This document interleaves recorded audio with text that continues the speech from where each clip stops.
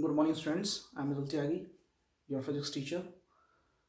This is class 12th physics, and we are studying chapter first. Dear students, in the previous video, we have studied up to electric field intensity.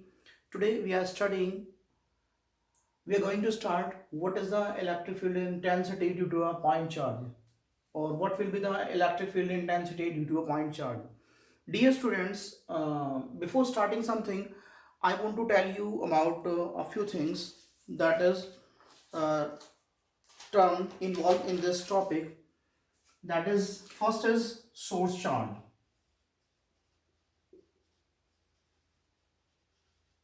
and second is test charge. ये दो term आपके सामने आएंगे. तो what are the meaning of source charge and the test charge? Dear students, दो charges हैं हमारे पास. कंसीडर कीजिए टू चार्जेस हैं हमारे पास. एक काफी बड़ा है और एक छोटा सा चार्ज है. ठीक है, कंसीडर कीजिए इसका मैग्नीट्यूड इससे समथिंग 1000 टाइम्स और द लाख टाइम्स और द मिलियन व्हाटसोएवर, कुछ इस टाइप से है, इससे बहुत ज्यादा है. तो इसे सोर्स चार्ज बोला जाएगा और इसे टेस्ट चार्ज बोला जाएगा. रीजन, इसकी प्रेजेंस से दोनों एक दूसरे पर डेफिनेटली इलेक्ट्रोस्टैटिक फोर्स तो लगाएंगे. फोर्स तो दोनों इक्वल ही लगाएंगे, चाहे ये लगा रहा है उस पर या फिर ये लगा रहा है. ठीक है, बट जो चेंजिंग होगा, शिफ्टिंग होगा, वो इसमें नहीं इसमें होगा. ठीक है, मानकर चलिए यदि दोनों पॉजिटिव हैं तो क्या होगा? रिपल्सन होगा. लेकिन ये तो यहीं पर रहेगा और ये रिपेल हो जाएगा. ठीक है, या फिर ये पॉजिटिव है ये नेगेटिव है तो क्या होगा हमारा? ये अट्रैक्ट करेगा इसकी ओर, ये यहीं पर रहेगा. यदि ये स्टेशनरी है तो ये सोर्स चार्ज बोला जाएगा. क्यों? क्योंकि ये तो वहीं रुका रहा लेकिन इसमें मोशन हुई, इसमें मोशन हुई. चाहे तो वो यदि वो सेम चार्जेस हैं, दोनों के दोनों सेम चार्जेस हैं, तो ये रिपेल करेगा. इसमें मोशन इससे दूसरी साइड होगी. ठीक है, मतलब इनकी जो ओरिजिनल डिस्टेंस है वो बढ़ जाएगी. ठीक है, बट यदि ऑपोजिट चार्जेस हैं तो इनके बीच की जो ओरिजिनल डिस्टेंस थी, जो प्रीवियस डिस्टेंस थी, वो कम हो जाएगी. तो मोशन इसी में हो रही है, इसमें नहीं हो रही है, ये स्टेशनरी रहा.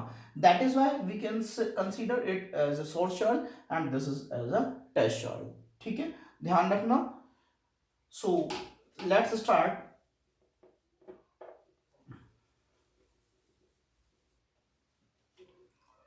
Intense electric field intensity due to a point charge. Consider a point charge q note. ये हमने कंसीडर कर लिया. Placed at r distance apart from the source charge q. ये हमारा सोर्स चार्ज है, इससे ही r डिस्टेंस पर रखा हुआ है. Then according to Coulomb's law, Coulomb's law में क्या बताता है? Force between two charges will be F equals to 1/4 pi epsilon naught q naught by r square. Here q and q naught, और उनकी बीच की डिस्टेंस कितनी? r. That's why it is r square. Okay. Electric field क्या होता है हमारा? Vector equals to vector F by Q naught. या फिर हम in magnitude if we are talking about, then E equals to F by Q naught. E की value निकालनी है, एफ की वैल्यू यहां से क्या आती है हमारी? 1/4 pi epsilon naught q naught by r square. और यहाँ ये क्यू नोट ये आ गया. ये क्यू नोट यहाँ, इसे पूरे टर्म को ए कंसीडर कर लीजिए, इस पूरे टर्म्स को बी कंसीडर कर लीजिए, इसे सी कंसीडर कर लीजिए. ए अपॉन बी अपॉन सी, तो ये सी हमारा बी के पास आ गया. ठीक है, means that is 1/4 pi epsilon naught q naught upon r square into q naught. ठीक है, q naught से q naught कैंसिल हो गया हमारा, e equals to 1/4 pi epsilon q by r square. यदि हम e और r स्क्वायर के बीच में ग्राफ प्लॉट करते हैं तो हमें इस टाइप का एक कर्व मिलेगा. ठीक है, आप इसे देख सकते हैं. e और r के बीच में डिफरेंट वैल्यूज रख के आप उसे यदि कोई कर्व, सॉरी, छोटी सी टेबल बनाकर देख लीजिए. जब आप इनके बीच में ग्राफ प्लॉट करोगे तो इस टाइप का कर्व आएगा. ठीक है, for a positive source charge electric field lines basically radially outward होंगी. यहां पर क्या हमारा ये चार्ज है, पॉजिटिव चार्ज है, तो फील्ड जो हमारा निकलेगा इलेक्ट्रिक फील्ड वो होगा हमारा एग्जैक्टली आउटवर्ड. रेडियली आउटवर्ड का मतलब रेडियस के अलोंग होगा और आउटवर्ड डायरेक्शन में होगा. ठीक है, नाउ यदि पॉजिटिव चार्ज था, if for a negative source charge, यदि चार्ज हमारा नेगेटिव है, in that case electric field will be radially inward. Means होगा तो ऐसे ही, बट डायरेक्शन अपोजिट हो जाएगी, रिवर्स हो जाएगी. That is this. ठीक है, ध्यान रखना है बेटा. You must have to take the perpendiculars, ये परपेंडिकुलर होने चाहिए जब आप फील्ड लाइंस निकालेंगे, ठीक है। कई बार हम क्या कर देते हैं, ऐसे ही कर देते हैं, ये हुआ, ये निकाल दिया, ये निकाल दिया, ये निकाल दिया, ऐसे करके। इस टाइप से नहीं होना चाहिए, क्योंकि यदि ऐसे होंगी तो वो हमारी क्या होगा, हमारा बेसिकली ये तरीका गलत है। ऐसे करेंगे तो ये आपस में एक दूसरे को इंटरसेक्ट करना स्टार्ट कर देंगे। तो परपेंडिकुलर निकालेंगे लाइक दिस, परपेंडिकुलर होना चाहिए हर जगह।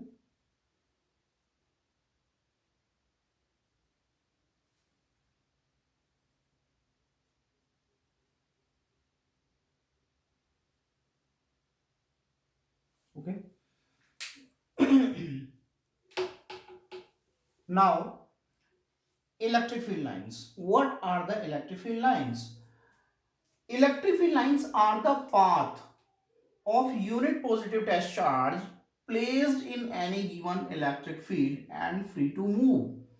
जब किसी यूनिट पॉजिटिव टेस्ट चार्ज को किसी इलेक्ट्रिक फील्ड में रख दिया जाता है और उसे हम फ्री छोड़ देते हैं मूवमेंट के लिए कि आपकी मर्जी है भाई, कहीं भी जाओ, कोई प्रॉब्लम नहीं है, तो वो जिस पाथ को वो जिस ट्रैक पर मूव करता है, वो ट्रैक जो होता है हमारा इलेक्ट्रिक फील्ड लाइंस का ट्रैक होता है, या फिर हम उन्हें उन्हें ही हम इलेक्ट्रिक फील्ड लाइंस बोलते हैं। These are also called as electric line of force, ये हम इलेक्ट्रिक लाइंस ऑफ फोर्स भी बोलते हैं, या फिर इलेक्ट्रिक फील्ड लाइंस भी कह सकते हैं, या फिर field lines of electric force कह सकते हैं। तो यहाँ पर हमारे तीन नाम हैं इसके, चाहे तो आप ये बोल दीजिए, एक ये है, चार हो जाएंगे ओवरऑल, इसे भी बोल सकते हैं और इसको भी बोल सकते हैं, ठीक है। Now properties of electric field lines. First property है the lines of force starts from positive charge and and at negative charge. जो हमारी लाइंस ऑफ फोर्स होती हैं वो हमेशा पॉजिटिव चार्ज से निकलेंगी और जब टर्मिनेट होंगी, एंड होंगी, वो नेगेटिव चार्ज पर जाकर होंगी, ठीक है। ये प्रॉपर्टीज आपको हेल्प करेंगी जब आप इलेक्ट्रिक फील्ड लाइंस ड्रॉ करेंगे, ठीक है। तो ध्यान रखना है, इलेक्ट्रिक लाइन ऑफ जो हमारी लाइंस ऑफ फोर्स हैं, हमारी इलेक्ट्रिक लाइन ऑफ फोर्स हैं, वो हमारी क्या होंगी, पॉजिटिव चार्ज से तो हमेशा निकलेंगी और नेगेटिव चार्ज पर आकर वो टर्मिनेट होंगी, okay. Second, the lines of force never intersect each other, ये कभी भी एक दूसरे को इंटरसेक्ट नहीं करती। जैसे मैं अभी बता रहा था, यहाँ पर एक मैंने बनाया था एक छोटा सा चार्ज के लिए वो बनाकर दिखाया था इलेक्ट्रिक फील्ड लाइंस, और इस टाइप से हम हैजार्डली मूव ड्रॉ कर देते हैं। नो, ऐसे नहीं करेंगे, इसीलिए मैंने आपको बताया था कि वो परपेंडिकुलर होंगे, ठीक है, क्योंकि उस सिचुएशन में हमारी लाइंस इंटरसेक्ट कर सकती थी। थर्ड, ये जो हम बात कर रहे हैं बेसिकली ये वास्तव में इमेजिनरी है, हाइपोथेटिकल है, ठीक है, ओरिजिनल नहीं है, these are just a hypothetical और इमेजिनरी कर्व्स, ठीक है। Electric line of force are the hypothetical curve या फिर इमेजिनरी कर्व। मैं अभी आपको बता रहा था कि ये हमारी इमेजिनरी कर्व या फिर हाइपोथेटिकल कर्व है, ठीक है।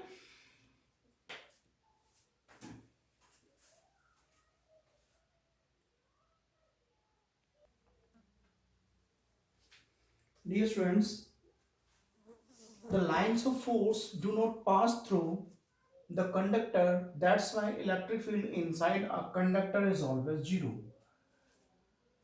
किसी भी कंडक्टर से जो हमारी इलेक्ट्रिक लाइंस ऑफ फोर्स होती हैं वो पास नहीं होती हैं, और यही रीजन है कि किसी भी कंडक्टर के अंदर जो इलेक्ट्रिक फील्ड की अमाउंट होगी वो जीरो होगी।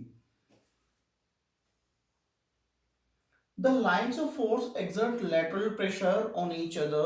This property explains the repulsion between like charge. असल में रिपल्सन क्यों होता है सेम चार्जेस के बीच में, इस चीज को ये इलेक्ट्रिक लाइंस ऑफ फोर्स बताती हैं हमें, कैसे, कि वो एक दूसरे पर लेटरल प्रेशर डाल रही होती हैं। दैट्स वाई ये क्या होता है हमारा बेसिकली जो लाइक चार्जेस होते हैं वो रिपेल करते हैं। The lines of force contract longitudinally, this property explain the attraction between two unlike charges. जो हमारी इलेक्ट्रिक लाइंस ऑफ फोर्स होती हैं वो बेसिकली कॉन्ट्रैक्ट करती हैं, कैसे, लॉन्गिट्यूडनली, और इसी के थ्रू हमें पता चलता है कि जो अनलाइक चार्जेस होते हैं, जो डिफरेंट चार्जेस होते हैं, जो अपोजिट चार्ज होते हैं, जो चार्जेस अपोजिट नेचर के होते हैं, उनमें फोर्स ऑफ अट्रैक्शन होता है, वो एक दूसरे को अट्रैक्ट करते हैं। The tangent to a line of force at any point gives the direction of electric field at that point. किसी भी फील्ड में बेसिकली यदि हमारी कोई लाइन है, इस टाइप से हमारी कोई ये हमारा को कर्व है, तो टेंजेंट क्या होगी हमारी, यही तो होगी हमारी। इस पॉइंट पर क्या होगी हमारी, ये होगी टेंजेंट। इस पॉइंट पर हमारी ये होगी। इस टाइप से हमारी जो टेंजेंट्स होंगी हमारी बेसिकली।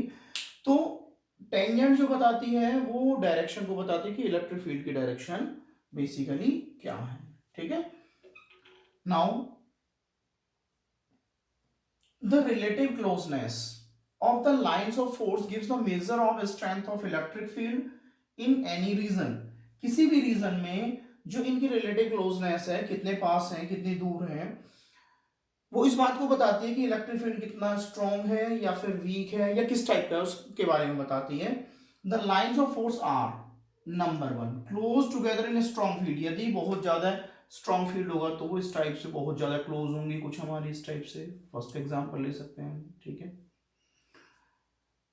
फार अपार्ट इन वीक फील्ड कंसीडर कीजिए, दूर है ये हमारी, ये इस टाइप से, तो ये हमारा वीक फील्ड को बताएगा, ये स्ट्रॉन्ग फील्ड को बताएगा, ये हमारा वीक फील्ड को बताएगा।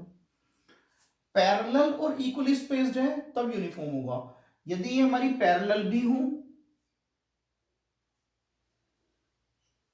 और इक्वली स्पेस्ड भी हो, यदि इनके बीच का डिस्टेंस इक्वल है तो यूनिफॉर्म फील्ड होगा। बट यदि ऐसे हैं, मानकर चलिए पैरेलल तो है बट इक्वली स्पेस्ड नहीं है, तो ये नॉन यूनिफॉर्म होगा। ठीक है, हमेशा याद रखना। यहाँ पैरेलल है बट डिस्टेंस यहाँ ज्यादा है, यहाँ मतलब इनकी जो परपेंडिकुलर डिस्टेंस है इनके बीच की वो वेरी कर रही है। यदि यहाँ पर ये वेरी नहीं कर रही है, that's why it is uniform field.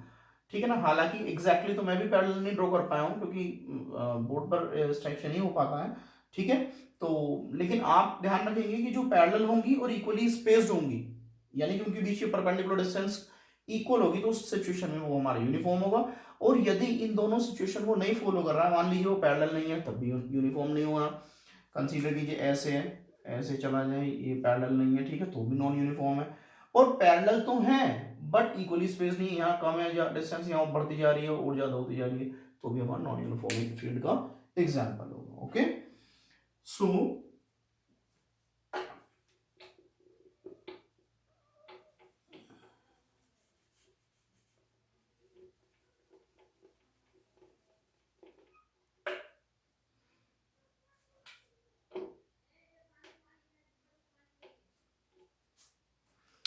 next point is electric lines of force are perpendicular to the surface of the positively charged sphere or the negatively charged sphere। मैंने स्टार्टिंग में ही बताया था कि जब भी आपकी इलेक्ट्रिक फील्ड लाइंस होंगी तो वो हमेशा परपेंडिकुलर होंगी। मैंने अभी पिछले वाले अभी दो चार मिनट पहले ही बताया था आप लोगों को कि वो जो होंगी हमारी परपेंडिकुलर होंगी, सरफेस के परपेंडिकुलर, चाहे वो पॉजिटिवली चार्ज स्फीयर है या फिर नेगेटिव चार्ज स्फीयर है। ठीक है।